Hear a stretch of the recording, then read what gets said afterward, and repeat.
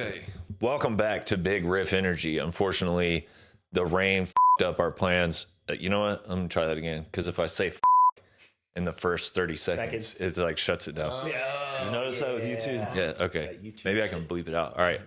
Welcome back to Big Riff Energy. As you can see, the rain screwed up our plans for the epic hot tub interview, but nonetheless, I'm here with John and Zach from the mighty Outer Heaven from Pennsylvania. Welcome, guys. Thanks for having us. Hell yeah, man. Explain the situation here at the Austin Hilton Hotel. So the Austin Hilton Hotel has been popping off and raging, dude.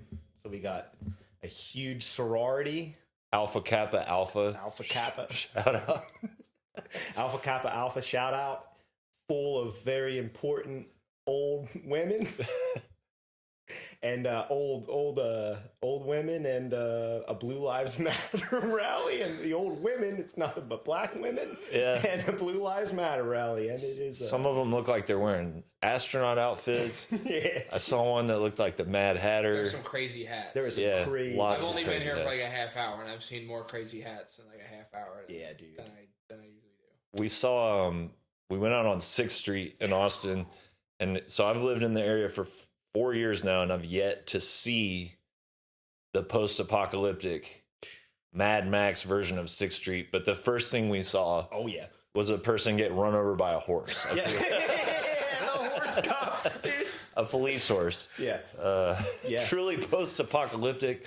I was telling Zach the whole bit with Theo Vaughn and Shane Gillis where they were talking about arming the homeless with Ninja Turtle weapons. Oh my! It seemed kind of like a silly train of thought when I saw that, and last night it doesn't. It seems like kind of logical. 100%, dude. That shit was fucking just, man. We were in Voodoo Donuts yesterday, and this homeless guy was like basically cornered me, and he's like, "Man, they got security that they pay to be here." He's like. They pay him money. He's like, they just had to pay me with this, and they were like giving this guy free donuts to like stand outside the door and act as security. I was like, this is real life. It's a whole new type of society down here. I think you can sort of see what kind of future is in store for certain places, and dude. it's magical and it's terrifying. But all of that aside. We did have Austin Death Fest last night in the midst of all this shit. How'd you guys enjoy that? That was one of the best shows, like in my opinion. Just like we played, I thought we played a sick set. We had a good crowd reaction, super fun. And we just got to see all the homies, which is my favorite part of playing shows. So now we're here. Yeah, now we're here, cool, and we get to go and tonight and not have to play. Yeah, we just get to hang out. Dude, bring my fucking gear. Yeah, we saw the Tomb Mold sound check. And it was like in the pouring down rain. It sounded real good too, really good. So looking forward to that tonight. First question: favorite Morbid Angel riff or album? Oh, favorite album. Oh, dude, favorite Vincent albums. Covenant. Favorite Tucker album. Gateways. I would probably say that. I would think I'm going to go with that. Covenant and Gateways. I'm going to say Covenant and Formulas Fatal to the Flesh. Yeah, that's a hard one. Yeah. Because Formulas and Gateways are both like... Yeah, it's like they're like... It's just... They're like interchangeable for what kind of mood I'm in. Because like sometimes I just want to be like crushed into nothing and then I'll put on Gateways. But then if I want to like listen to like some lava fucking shred... just insanity, acid shit. I'll just put on Formulas, but you can't go wrong with either one. So if you could only hear one Trey riff for the rest of the time, what would it be? Intro riff to Nothing Is Not. That's a good one. It's just the heaviest. It's just the heaviest riff ever. Yeah. Oh man. That's the first one that came to mind. Yeah. Oh. Dude, it's so hard for me to pick favorites because I fucking try not to do favorites. It's so fucking hard, man. Usually I save these till the end, but I just want to torture you guys. Or maybe the verse riff, not the intro. The next one. Yeah. Okay. Right. Yeah, the verse riff. With the dissonant harmonies, yeah. Man, give me a sec. Okay. Shout out to Steve Tucker. Shout out to Steve Tucker. Yeah. If you have to pick one cryptid of the eastern section of United States, would it be the moth, or not even cryptid, but folklore monster? Would it be the Mothman? Would it be Cropsey? Would it be the Jersey Devil? So I was born in New Jersey, and I have vivid memories of my dad and I driving around New Jersey and him like talking to me about the Jersey Devil. And there was one point, I was probably like 10 years old, and we were driving, and I asked him about the Jersey Devil, and he was just like, yeah, I've seen him before, blah, blah, blah. And we're like driving in the woods, and he goes, and there he is! I almost pissed my pants. He was like telling me this story. I can't remember what he was saying, but he goes, there he is! That's a great I was like 10 years old. I screamed, and I almost pissed my pants. So I'm gonna go Jersey Devil just because of. What a great story. Yeah, dude. There's a ton of Bigfoot sightings in PA. I gotta Bigfoot. Gotta stay. Show him your Tim Lehigh thing. I got Lehigh. Yeah. Some Tim Lehigh biomech Bigfoot. Yeah. Right there, man. Lean in. Just I'm not sure what the frame is like. See it, so you got Tim Lehigh, fucking master tattooer. Shout out Tim Lehigh. Shout out Tim Lehigh. Got that from him down in, I think it was, like I said, Philly. Yeah. But probably Bigfoot, dude. Okay. There's a shit ton of sightings of whatever it is. I had an uncle that saw that he thinks he saw Bigfoot, and he was hiking I think, on the Appalachian Trail in northern PA. And he's either hiking or driving through it. I can't remember what. And it was on the side of the road. He saw, and this thing was just fucking crouched down and then looked up at him. And I talked to him about it one time, and I need to re-talk about it to him again, because it really fucked with him. And I haven't seen him since then. And I'm like, man, I wonder if this shit did some, like, it might have, like, fucking flipped his perception big time. Yeah. Dude, I'll tell a quick story. I didn't even plan on doing this, but what you just said made me think about it. I've never told this publicly, but when I was 17, I don't think I've talked about it publicly. When I think I was 17, and there's a kid in my neighborhood who had a house, and like his backyard butted up against a field. This was in Oklahoma. Okay. It was like super flat. Yeah. And we were over there on a weekend. I think his parents were gone or something. And my friend Ryan lives in Jersey now, actually. Okay. Shout out Ryan T. We were like wrestling around, fucking around. I remember he threw like a full bag of mulch at me at some point. And I went to the ground and I looked up, and he and I both saw a UFO together. Yeah. And I've never. John and I have a UFO experience. Really? Together. We do, dude. Yeah. Well, ours was like, it was flying V, like Gibson flying V, or I'll say Jackson flying V shape, kind of. So sharper, and it was all white, pure light. Yeah. It didn't appear as if it had lights on it. It appeared that like the whole entire underside was one smooth, solid white light, and it didn't make any sound at all. Yeah. And it would have been like a little bit unnerving, the shape of it and the fact that it was perfectly smooth, symmetrical lines, and then it was all pure white light. Yeah. That would have been somewhat unnerving, but the way that it moved was what made it.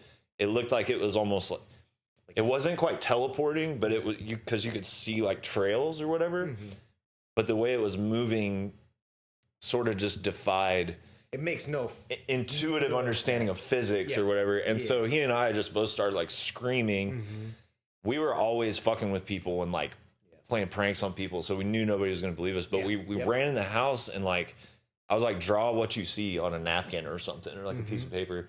We went in 2 separate rooms and drew the exact same shape.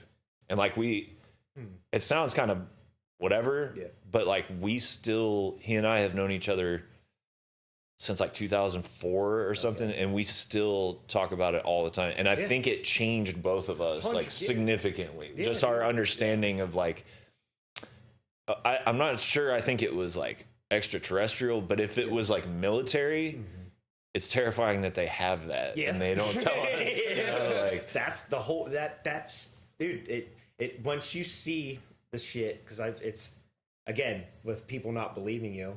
I love the shit.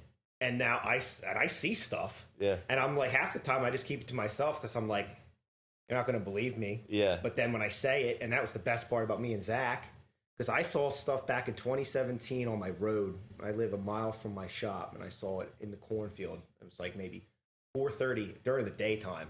And I saw these. I turned onto my road, and I'm driving my old Ford Ranger. That thing was sick. About to light a bolt, and then when I like looked down and looked back up, there was just 3 lights in a perfect triangle shape. And when I saw it at first, I was like, and I stopped to try to move my head around, see if there was reflections. No reflections. And then I just was locked in, and then it fucking flipped. So the formation flipped around, and then the second I tried to get my phone out, maybe I watched it for like 2 minutes. I went like that with my phone, and they went, and it was gone. Oh man. And the same spot that I saw that, fast forward 5 years later. This was post. It was like during 2021. We were writing. We started practicing at your shop while we're writing. We were writing, and we were coming home one night. Zach's driving me home, and same spot, turned onto my road. We saw these 2 red lights, and they were in the sky, and they were falling like leaves. So it was like, imagine one red light here, one red here, and it was going like this. But they were mirroring each other. And they were mirroring each other. So imagine like the left and the right, they were mirroring it, and then we get to the end, and then like this, and then this falling leaf motion, and then we just. I remember at one point they because like when you're driving down that road, you can see Monoxie Hill. Yeah. It's like this big like kind of like mountainous. It looks like a cone. It looks like But it's and they dropped behind the mountains and then came back up in formation, mirroring each other, and went out and stuff like that. It was. We watched it for probably a good minute until it was like. Zach was like, "Are you seeing that?" And then when I saw it, I started smiling. I'm like. I want to see this shit with other people. Yeah. And now I get to see it with my best friend. Yep. I'm not full of shit. Yeah. Like around, dude, where I'm at, man, I saw it. I saw it with Zach. I saw it outside the shop with my dad, like shortly before, like maybe a month or two, and fucking geometric shapes, dude. They're like making weird shapes. My dad tried to get a video of it, and it didn't come up. They never come out. Yeah. It's always like orbs that I see in the sky, and then they're in the fucking woods too. Yeah. And I got so into it because I'm like, dude, there's no way I'm fucking nuts. And I'm like going in looking at newspapers. I found newspapers from the fucking 1800s saying there's the certain same shit, consistent light phenomena, sounds in the same spot. It's the shapes. Like people will see the same shapes or the same behavior, stuff like that. Do you think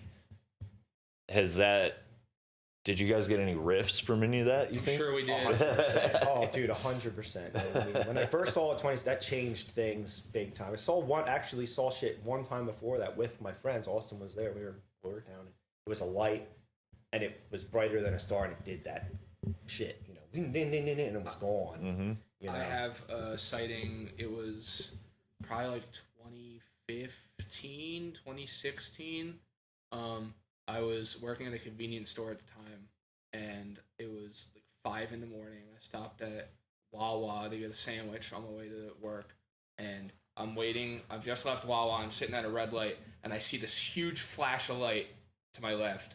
And I look up, and there's a red orb in the sky, and it makes a motion like it starts at 9. If it was starting at 9 o'clock on a clock, and went counterclockwise to 12. And then shoots off faster than anything I've ever seen anything move, like up and to the left, like and I was just like standing there, and like the light turned green, and I was just like, what the fuck? Now what do I do? I was like, what the? I was like, I'm supposed to go to work after that. And then a couple days later, I worked with this kid Matt. He's a couple years younger than me, and a couple days later, I was like, I need to talk to someone about this, and I was like, yo. The other morning, I was here, and I told him that. He was like, dude, I was up all night. He was like, I was sitting on my roof and like just like drinking at like 5 until 5 in the morning with my friends, and we saw the same exact thing. I was like, there's no fucking way. He might have been fucking with me just to like be like, oh yeah, hell yeah, dude, I saw it too. But I was just like, there's no way what I saw wasn't real, because it's still so incredibly vivid. Once you see the veil, literally, dude, it's the veil just goes like. Yeah. Like, however, what it did to us was, it was like the movement more so than the object itself. That everything that we know about not just aerial transportation and, you know, aerodynamics and wind resistance and propulsion and stuff like that.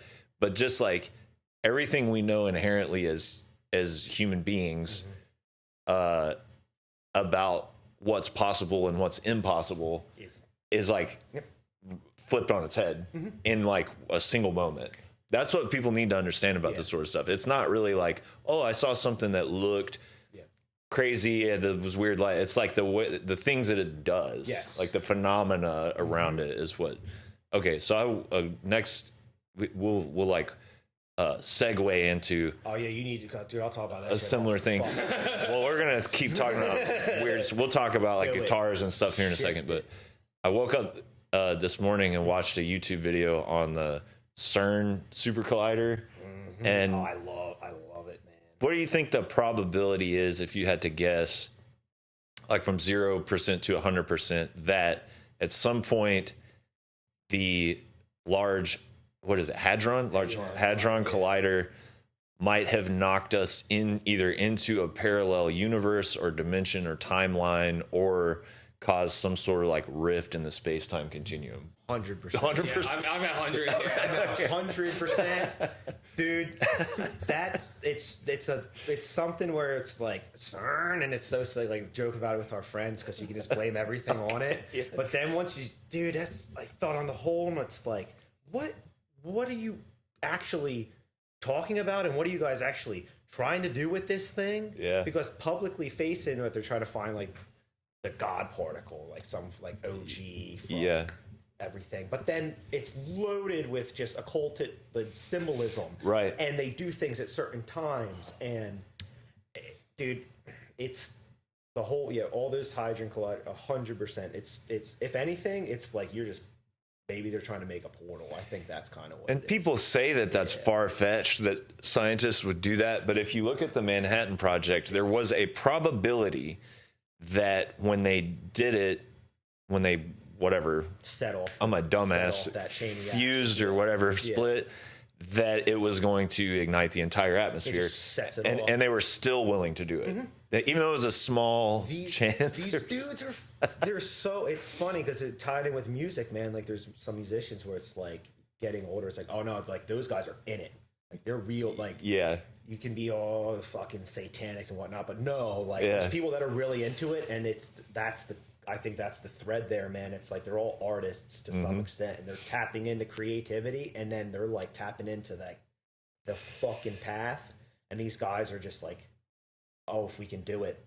Well, I think there's there's like a historical precedent of at least a certain segment of the most powerful or richest or most intelligent humans that are, you know, at the end of the day, like science and religion are kind of trying to find the same thing.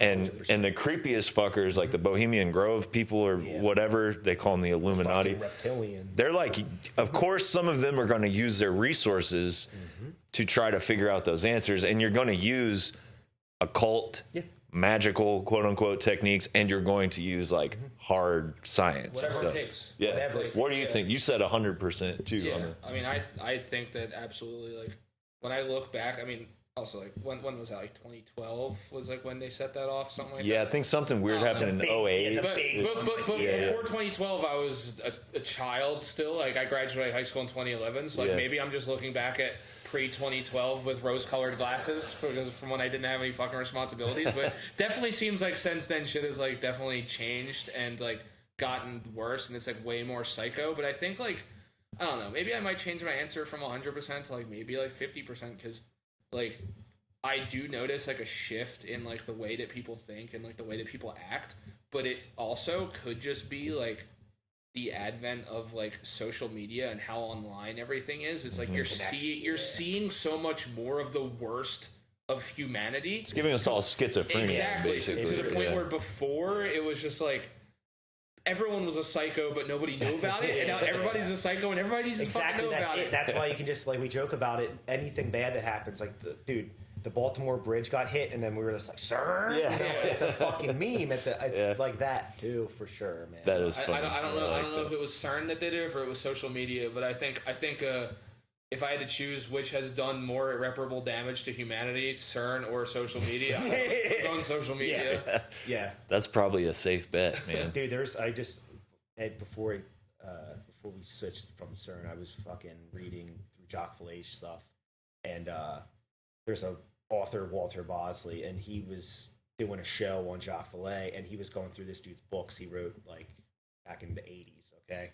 And he was like the GOAT for a lot of weird phenomena, discussion, whatever. Also, like, are you familiar Better with than Jacques? Robert Anton Wilson? Oh, this guy. So they're all like tied in with. They're like this dude. Jacques Vallée he's in it, and he wrote in, I forget what book it was, in Dimensions, whatever. It was in the late '80s. He wrote about in California because there's a particle accelerator in California. This guy's like Stanford SFI guy. He helped develop the internet, like Darknet, and this guy. And he wrote in 1988 about an experiment that they fired up this particle accelerator. I think it was in San Diego or whatever. And they were watching the particle accelerator, and then a fucking red orb came up one side and followed it down, up and down. And he wrote this in a book in 1988. And he, like, if I don't trust any of these guys really, because it's like they're all spooks and shit, and he's like still sketchy. But right in 1988, and nobody was talking about any of this stuff. Yeah. No particle acceleration, no nothing. And so I think it's more like, I don't think it's like knocking, I don't know about timelines, but it's definitely like opening up something. So you're letting in. That's definitely maybe possible. you're letting in bad shit or whatever it is. But yeah, dude, he wrote that stuff. So it's like, when you talk about how he wrote that, 36 years ago, that's the year I was born, and no one was talking about it. Yeah. It made me think about I have a friend in Arkansas. I'll leave him nameless, I guess, but he was in the Air Force. He worked on aircraft carriers and stealth technology. Oh yeah. And this dude's like, yeah, because this guy's into like creepy shit. Like he's told me all kinds of stuff about like certain areas of Arkansas that are haunted because of the Civil War. And so he's kind of like open to weird supernatural type stuff. But he was telling me that the UFO hysteria, the original one, like all the Roswell stuff, was prototype stealth technology, and that he knows that for a fact. I believe it. I believe it. Yeah. But is that any less terrifying than aliens? Because that means we had stealth technology in the 50s. We didn't hear about it till what, the 90s? Yeah, exactly. We didn't have the beats. So dude. Yeah, we don't even have technology. What are these? It increases at an exponential rate. So fast forward 70 years. What do we have now? Yeah. No, what do we have there's now? No way, like, No doubt. I do believe in like extraterrestrial, UFOs that are not of earthly origin. I might too, actually. But I do believe that like the vast majority of what people see, especially like out like in the desert where there's all those bases and shit like that, like that's technology that either we've come up with or that we've reverse engineered from stuff that we found. Yeah. Like from other, whether it be, from outer space or Here, maybe perhaps inside the Earth. God, here we go. Or trans-dimensional, coming from Well, I'll or tell perhaps spirit. They might perhaps be spiritual. According to Tucker. the spiritual being. Yeah, Tucker. He won't shut the fuck up about that. You made me think of an anecdote though, like the reverse engineering thing. I don't really know if I believe or disbelieve what percentage of what Bob Lazar says, but I will say I heard an interview with him that was recent. My buddy and I saw what we saw in like 2004 or 5, and then fast forward to like within the past few years, I heard a Bob Lazar interview, and when he started talking about, I guess he describes it as like something that sort of suspends gravity. That's the mechanism that like these things travel with. It's not like propulsion like we're used to. They're not putting anything in. Right. They're just sort of disrupting all resistance, and the thing just sort of passes through. When I saw that interview, I started getting goosebumps, and I texted my friend who also saw the thing, and I was like, dude, like it put a chill in the back of my spine. And I texted him, I was like, hey, did you see this? And he was like, yeah, I already watched it, and it like terrified us because it was like, whether or not that guy's full of shit, the way that he was describing the physical mechanism behind these things was like explained 100% what we saw. Sure. 20 years ago or whatever. Okay, so should we talk about riffs? I guess you're talking about. I guess if we have to. We have the Austin Capitol here behind us. You were telling me something about. Oh God. A whole other. Oh yeah, the Austin Capitol building was built approximately 200,000 years ago by the Tartarian. It actually extends hundreds or thousands of feet underground. Okay. It was partially buried in a giant mud flood. So you're into the mud flooding? Yeah, dude. Oh, okay.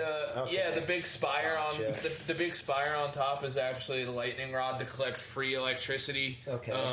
Any like apparently the Austin Capitol building was built. It was founded in like I don't know the year, but it found it. Yeah, it was. Dude, all these buildings were founded in like you talk about like the Oddfellows building in Philly or the fucking Masonic Temple. It doesn't say built in. It says like founded in like 1895 or whatever, or like. And then like I've seen people reach out to like the buildings themselves like for like any construction information, and it'll be like, oh, it was built in a year. By people with horse and buggies. I buy it. And shit. Yeah. So the horse it's like the pyramid was built with like slaves and shit. And also that building back, the tall one with the clock on it, I don't know if you can see it, like to the right, definitely Tartarian. Well, the owl building, so for those of you uninitiated at Bohemian Grove, they worship the owl god Moloch. Yeah. But here's the interesting thing about the owl building is it has 33 floors. Which is the highest degree of Freemasonry. Yeah. So it's like, did the guy that designed that know about these conspiracy theories and he's fucking with us on purpose? Yeah. It could be. Or it could be a giant metal and concrete offering to the owl god Moloch. I think that's more likely. It could be. There's no way of knowing. If it's on good ground and it vibrates a little bit and it's collecting the solar energy, and then it's a power, dude, it's the freaking the Austin power plant. There you go. So I'll segue into I can see lots of nice Tartarian architecture. Oh yeah, it's beautiful. From the 26th floor of the Hilton in Austin. Beautiful. There's another one over there. This is the best interview. Started cooking, dude. Okay, so all right, we're back. Our current course of discussion reminded me of when I talked to Jeff Morgan from Wake on an old podcast of mine. And we got into, so like everyone in Arkansas just knows that there's something off there. And it's either stuff that happened with, Native American burial grounds or high body count, like battles of the Civil War or something. But everybody, there's just kind of an understanding that something's a little off, maybe where it sits in the magnetic field of the Earth. And I got to talking with him about like, he went through a process with their last album where he was doing some really insane stuff to get the creativity going, to the point that he was telling me he was like, he was living in a house that they accidentally either cursed or made haunted because they were doing so much occult type stuff in it.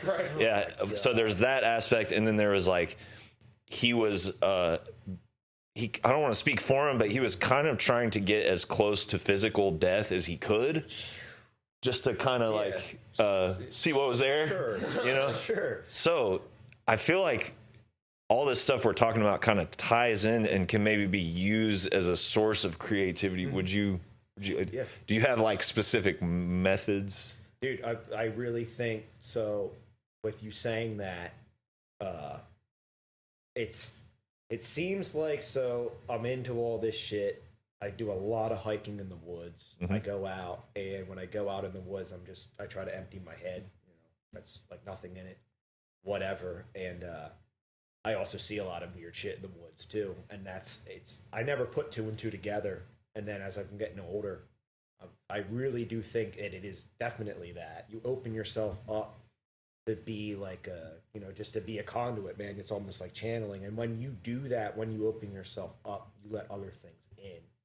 And when you let other things in, that's when like the best shit and the best riffs come out. It feels like it came from somewhere else. And it's just like, well, where did that come from? When you're done, and it's just like, yeah, I don't know. You almost go into a flow state while you are coming up with it. And that's what I think. So like, you know, getting as close as you can to physical death and all that, 100%. It's all that same path to open yourself up to try to get your brain to just shift in. Did you read the Spectral Voice interview? No. The Decibel from like, maybe it was, they had the cover a couple months ago. 3-4 months ago. It's a good one, man, because that's what those guys did. Like, they had, there was, you know, bones in the studio and fucking rotted carcasses. And like, they really went into it hard, trying to get that energy of you know, the earlier death doom and shit, I think is how you kind of put it. Cool. But oh yeah, man, all this shit. And that's the thing. It's like, again, getting into what I said earlier about people that are like really into it. Like, oh no, those guys are like fucking Satanists. Like, I don't know if I believe what they're believing even, but they do. Right. And you can appreciate somebody that's that dedicated to whatever they're doing. 100%. Because and then, dude, like, read that interview in Decibel. I don't know if they've given other interviews or what, but read that and then listen to the new Spectral Voice again, and it's like, oh fuck, cool, you know. But all this shit's like that, man. Yeah. Shout out Spectral Voice. What about you, Zach? What do you think about all that? Coming up with riffs, channeling riffs through the Tartarian architecture. I definitely like. I have such a hard time just like sitting down and writing. Like when I'm trying to like force myself to. Like I do my best like creative work like when I'll just be like listening to a podcast, or like I listen to a lot of audiobooks. Like I read a lot of books and stuff like that, and I'll just like, I don't even know how it happens, but like I think it's just that being able to clear my head, like getting into a book because I'm focusing on one singular thing. But I have such bad ADHD that like my brain will start trying to occupy itself, trying to distract itself from whatever I'm trying to like read or listen to. That I'll start like coming up with like little melodies in my head, and I'll just like start humming it, and then I'll like have to go and like it's not even necessarily like any sort of like the subject matter. You know, I've been reading a lot of books about like animals. Cool. I finished a book about bears. Nice. It's a good stuff animal. Like that. And like, you know, I got another one about buffalo that I'm about to start reading. Hell yeah. I'll like reading like last year I was reading like spiritual like self-help books like Letting Go by David Hawkins. The Power of Now. Did you read that one? Did not read that one. That's a good one. That's real good. That one changed my life. I'm picking up. I saw a copy of it in this like hippie store in my old town that I used to live in, where my mom lives. I picked of Be Here Now by Ram Dass and stuff. Yeah. I started listening to a lot of like Ram Dass. Started like, you know, watching a lot of like YouTube videos. Was like listening. There's like just like a podcast, like the Be Here Now like where it's just like old recordings of Ram Dass from back in the day. Just every week they upload them, or every couple days. But like just listening to that, like my mind needs to be doing more than one thing at once. Like if I'm just like sitting, kind of like chilling, or like my mind will find a way to like occupy itself and will come up with stuff just like in my own head, and I'll have to like remember it.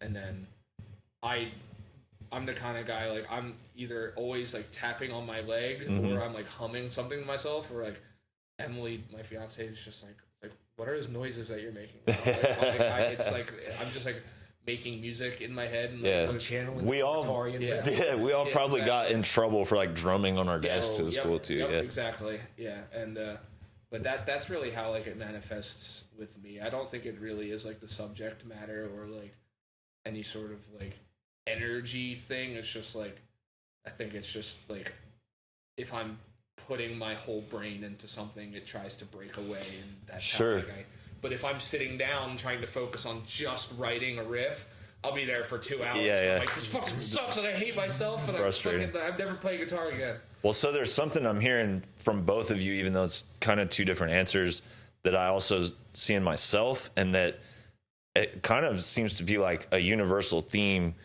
for creatives or people who are even just like trying to pursue just having a good life, is like there's something about overriding the conscious mind. So like with you, you be focused on something else, like a book, and with you, you're out there, you know, in the woods doing creepy shit. I like do either one of those things as well. And a lot of times, like, it'll be something very mundane. Like I'll just be watching TV and I'll have a guitar in my hand, and the first thing I play when I'm not thinking about it is good, right? And then you have like, and then as soon as you start like mindfully be like, oh, I'm gonna write something cool, you can't write anything cool. Exactly. Dude, having a couch guitar has changed my life. yeah, that's a big deal. Well, Dimebag would like play on the toilet. Oh, yeah. He had a guitar in like every single room of his house. Like I have like an When it acoustic, strikes, you gotta hit. I have an acoustic guitar and like a Harley Benton like Telecaster. Just Oh, those are nice. Next to my couch, and I'll just be like sitting there, just like watching YouTube and like just playing guitar, and like that's like been a great outlet for me, just like creatively, just like to like even just like playing stuff that's not death metal. Yeah, Which, and it's like, probably a little less. There's like not as much pressure or stress there's in no that stakes. situation. There's no stakes. Yeah, I'm watching some dude cook on YouTube, you know. Yeah. Or I'm watching Tartarian conspiracy theories on YouTube, just like playing guitar. Let them cook, dude. Yeah, exactly. You're saying like, yeah, with like the unconscious it, and like same thing with you're saying, Zach. It's really like we're trying to do the same thing. You got to get over like blocks, and you get resistance, over the block, and then because what you're doing there is you truly are opening yourself up. Yeah, I think, like, you know, the first rift that comes when you just you open it up, and you know, I really do think there's something to that. The whole muse, like your channel, like you read The War of Art? Yeah, it's great. Another really, life changer, dude. Like Another I really do, and like because I had writer's block really bad for a while, and then like after the first rounds, and then like I used to drink a fucking ton, and I liked getting drunk and then riffing, and I would come up with a lot of riffs and a lot of shit, and it was just, and I was like, I had to fucking quit drinking like that, and then I'm like, oh my god, I can't do it anymore, and then all I realized was like, oh, all I'm doing is just getting into like just the flow, and I'm blocking it out. So then removing that, now I mean, like, you know, stage beer shit rules, loosening up, but it's just the same thing, and it took me forever, man. I'm like, I can't play anymore, I can't write anymore, and then it was just, oh no, I'm just trying to just literally fucking disconnect. Yeah, there's other ways to access that place, and as we get older, the Jeff Morgan method of almost getting to physical death, you can't keep doing that. No. So you unless you're just prepared to just die, you have to figure out other ways of attaining that state. And I think I've like had an interesting theory pop in my mind just now that, you know, you read throughout the entirety of written human history, it seems like all the people that really made an impact or that had what seemed to be like enjoyable lives, or they figured out how to like reduce suffering the most, they kind of arrive at similar conclusions, whether it's like ancient Chinese philosophers or like Greek dudes or Tom Petty or like whoever. And it's kind of like, it's getting to this state where you're very present in the now and you're sort of overriding all the chaos in your conscious mind. So I think that we've made a discovery today that like big riffs seem to come from the same place where like happiness and peace come from. It is that. If I'm in like a bad mood, I won't write anything, dude. I have to just be like content and just like the times where I have like the best time just like playing guitar is like when Emily and I go on a hike. We have like a nice time, eat a nice meal, come home, and I'm just like I'm just sitting on the couch, and like I'll probably just like be playing like dead songs on the couch, you know, whatever. But I'm just like, damn, I love playing guitar. Yeah, playing guitar is so cool. It needs to be that. It's funny that you say that, Nate, because that fucking dude, Spectral Voice dude, they say it's you deal with negation, not negativity. I like that. You can't. That's it's cool. Not. I'm pretty sure that's how they put it. But when I read, it's like, oh yeah, I sent that to the chat right away. It was like this shit, because you don't. If you live in that, if you live in the negativity, man, it's like, and you see bands that are like that. It's like, dude, I love that shit when I was younger. Most of the dudes that are our age, they're done now. It kills you. They're literally they're fucking dead, man. They're dead their bands are done. They can't write any more riffs because you're fucking with like something it's going to kill you. Mayhem made one really, really good record. Mayhem made one really good one, and then it's like conveyor belt, like over processed. Yeah. Coca-Cola. Yeah, dude. You know, sorry, man. Yeah. Don't kill me, Necro Butcher. Sorry, but he's on his way to kill Euronymous still to this day. Dude, seriously, like, dude, they're the one. Like, I still see Mayhem. It's like those guys are fucking true believers. And they fucking believe it, and they're cool live. Yeah, I love it live, but I'm like, man, like that shit would that would kill me, dude. Actually, the guitar players seem to just kind of be like cool, and then it's like a gig for them. Those guys seem pretty happy to me. I hope so. I hope so. We hope you're happy. Necro Butcher, we wish all the best for you, my friend. Hope you're happy. Yeah. What else? I'm trying to think if I had... Okay, so your last record was really, really good. People loved it. Ryan Adams loved it a lot. Ryan Adams which did is love a it. fucking trip. So the plan now, I'm hearing, is to maybe dive into the realm of the forbidden 7-string I think we're going to void. Man. Okay, so what's the plan? So we're busting out. When did we bust out the 7, Zach? Like after we were done writing and recorded. Yeah. It was just like we brought him to practice like once just to fuck around and like let's play our songs on the 7 7 strings. And like we play an A sharp. So and the 7 strings are in drop F sharp. And so we're just like, let's just see how stupid this sounds. And it sounded sick. And we were just like, all right, let's start writing on 7 strings. I haven't written on a 7 string in like over 10 years. I'm trying to like fucking little change it up too. Write riffs that. But dude, I like I was saying to you last night, Nate, man, I fuck with this shit and it sounds like 2008, 2005. Like I can't because it's so fun because it's so low, and I'm like, oh, like, but there's more strings there.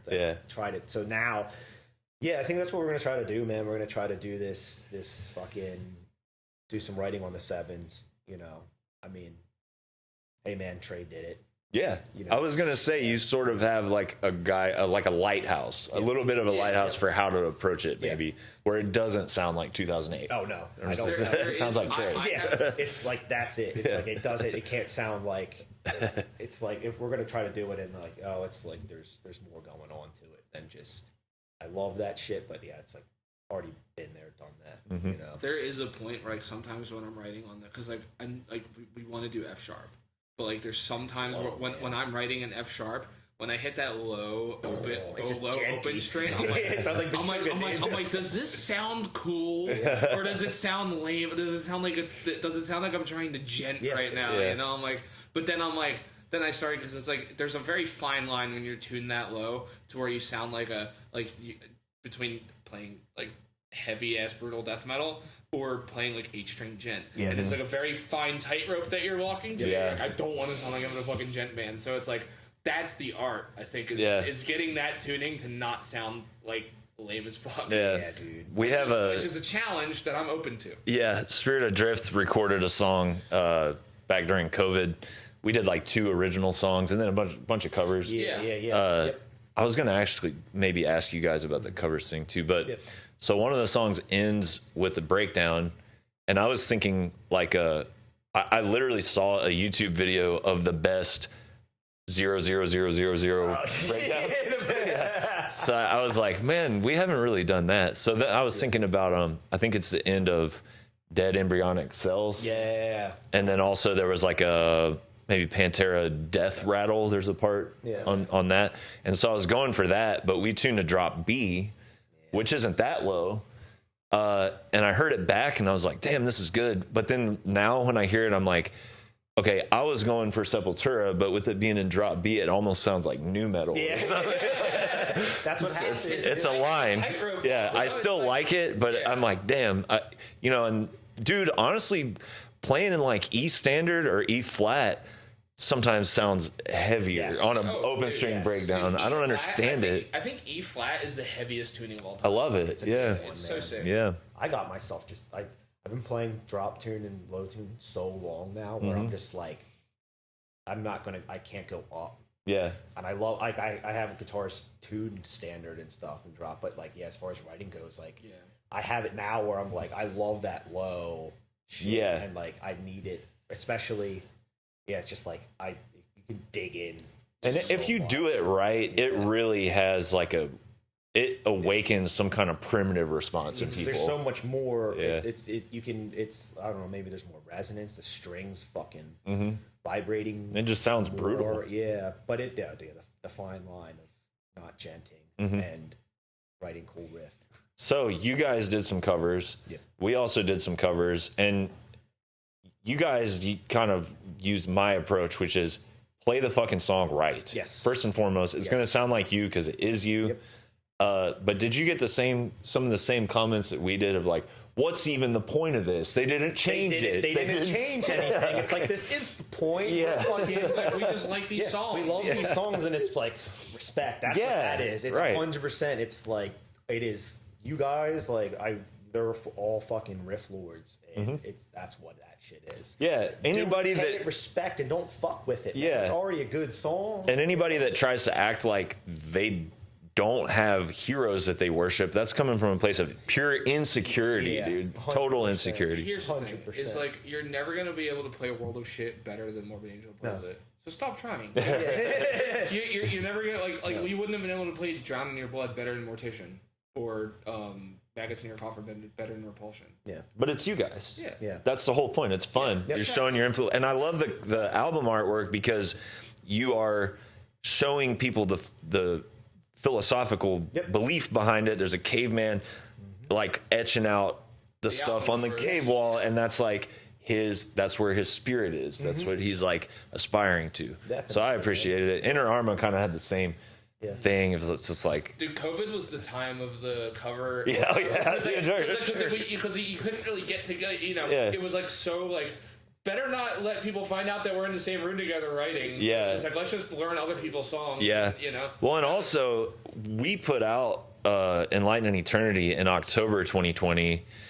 And let me tell you, Man, you had a sucks. fucking COVID album. It sucks because we thought 2021 was going to be good to go. So, for all of you complaining about, why are they putting out an EP? What is this? Covers, splits? What? Because it sucks to put out a record and just eat shit and you can't tour. Literally, dude, it's so many good albums and they're fucking lost. Yeah. They're fucking lost. We planned on having the new album done by like the end of 2020, and then it just kept like getting pushed back, and thank fucking God it got pushed back. Yeah. And it came out like summer 2023, man. And just like, the way that it like labeled it and push it back. Yeah. It was just like there was no reason. We were writing, and then we were like, okay, let's take our time. Like we were gonna try and have it out in like 2021.